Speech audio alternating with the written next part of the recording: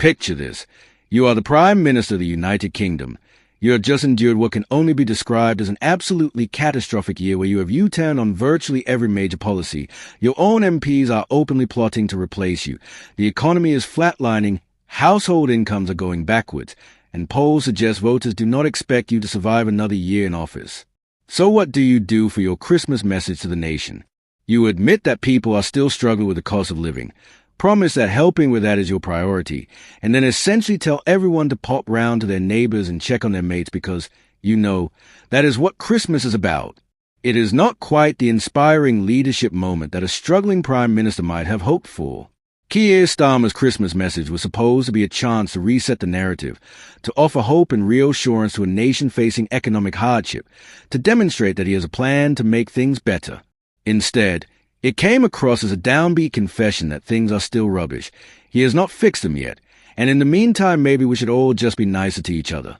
It is a political equivalent of a doctor telling you your condition is serious but suggesting you try positive thinking and staying hydrated. Quick favor. If you are absolutely fascinated by the spectacular implosion of a Prime Minister who seemed unstoppable just a year ago, hit that subscribe button right now. Over 94% of you watching have not subscribed yet. It is completely free, takes literally 2 seconds, and helps us keep bringing you these moments where British political leaders reveal just how lost they really are. Cheers if you did. Now back to Starmer's confession. Let us start by examining the broader context that makes this Christmas message so revealing and so problematic for Starmer. He is finishing 2025 on an absolutely humiliating note, having just U-turned on the government's flagship farm's inheritance tax policy in the face of overwhelming opposition from his own Labour MPs, farmers blocking Westminster with tractors, and genuinely horrifying warnings about elderly and terminally ill farmers contemplating suicide to spare their families from crippling tax bills. That U-turn came after months of the government insisting the policy was necessary, justified, and would not be changed. The climb down makes Starmer look weak, indecisive, and fundamentally out of touch with concerns of rural Britain. But the farm's tax U-turn is just the latest in what has become a depressing pattern of government retreats and climb downs. They cut winter fuel allowance for pensioners, faced massive backlash, and had to partially reverse course. They announced efforts to curb benefits, faced criticism from their own backbenchers and campaign groups, and ended up watering down the proposals. They promised not to increase taxes on working people, then increase employer national insurance contributions, which economists agree ultimately come out of workers' wages through lower pay rises, and faced accusations of breaking their manifesto pledges. The government's entire first year has been characterized by announcing policies, facing opposition, and then either U-turning completely or making significant concessions that undermine the original policy intention. This pattern of behavior creates multiple problems for any government. First, it makes you look incompetent because it suggests you did not properly think through your policies before announcing them. Second, it makes you look weak because it shows you will buckle under pressure rather than holding firm on your convictions. Third, it encourages more opposition because people learn that if they protest loudly enough, the government will cave. Fourth, it destroys trust because voters cannot be confident that any promise or policy announcement will actually be implemented. Starmer has managed to create all four of these problems simultaneously, which is quite an achievement in its own terrible way. The economic backdrop to this Christmas message makes it even more painful. The government's vaunted push for economic growth, which was supposed to be the centerpiece of Labour's entire agenda and the justification for all the difficult decisions they were making, looks to be stalling spectacularly. The Bank of England has warned of economic stagnation, which as economists speak for the economy is not growing at all and might even be shrinking. Figures released this week showed household incomes going into reverse even before the impact of Rachel Reeves' budget tax raid last month. So not only has Labour failed to deliver the promised growth, but people are actually getting poorer in real terms. Their household incomes, adjusted for inflation, are declining. That is not just a failure to improve the situation. That is actively making things worse. When Starmer says in his Christmas message that many across Britain are still struggling with the cost of living, he is not sharing news. Everyone already knows this because they are living it. Food prices remain stubbornly high. Energy bills are still painful despite some recent decreases from peak levels. Mortgage rates are significantly higher than they were a few years ago, crushing anyone who needs to remortgage or buy a home. Rent continues to climb in most parts of the country. Council tax bills are going up. The cost of basically everything feels higher than it should be, and wages are not keeping pace. People do not need their prime minister to tell them they are struggling. They need their prime minister to explain what he is actually doing about it. That is where Starmer's Christmas message falls so flat. He says helping with the cost of living is his priority, which is nice to hear. But where's the evidence?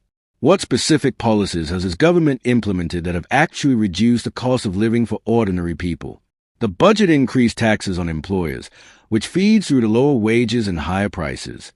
Planning reforms might eventually lead to more housing and lower rents, but that is years away from making a difference. Energy policy changes might eventually reduce bills, but again, not immediately. When you are struggling to heat your home this winter or put food on the table or pay your mortgage, being told it is a prime minister's priority to help you is not particularly comforting if there is no concrete action backing up those words. The part of the message where Starmer urges everyone to do our bit by reaching out to friends, relatives, and neighbors is well-intentioned but reveals a rather troubling mindset. Call around to a neighbor, he says.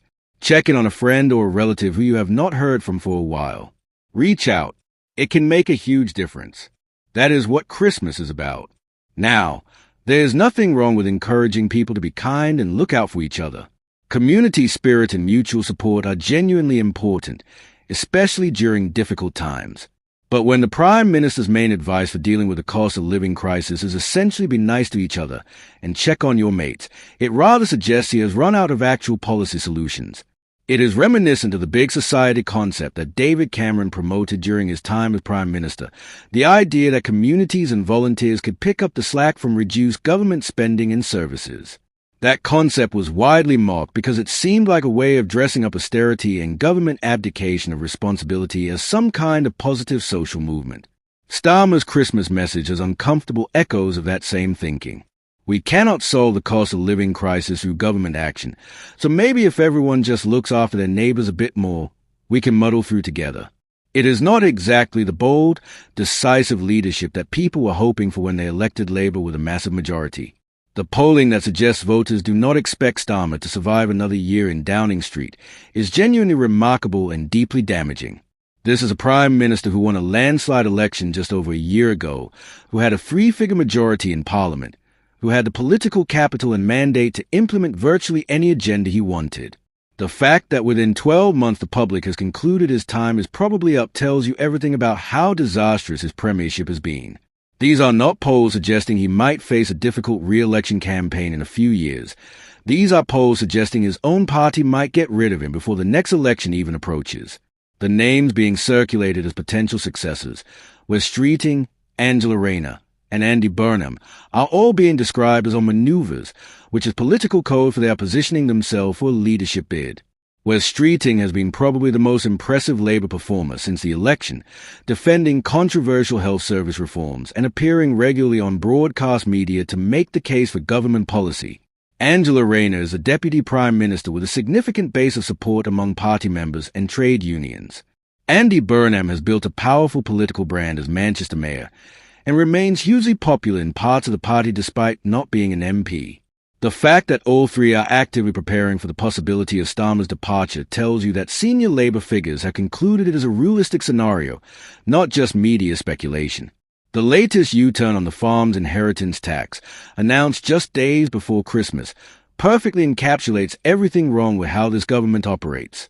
After months of defending the policy, insisting it was necessary to prevent wealthy individuals from using farmland to avoid inheritance tax, and dismissing concern from farmers and rural MPs as overblown, the government suddenly announced it will raise the inheritance tax relief threshold from £1 million to £2.5 million.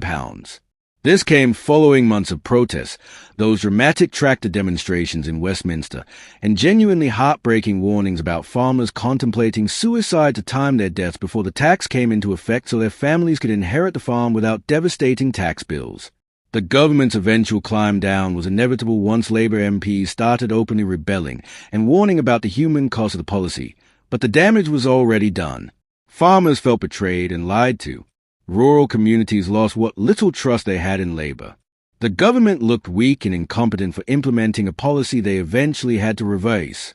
And the policy itself was poorly designed from the start because it failed to distinguish between wealthy tax avoiders buying farmland as an investment and genuine farming families who have worked the same land for generations.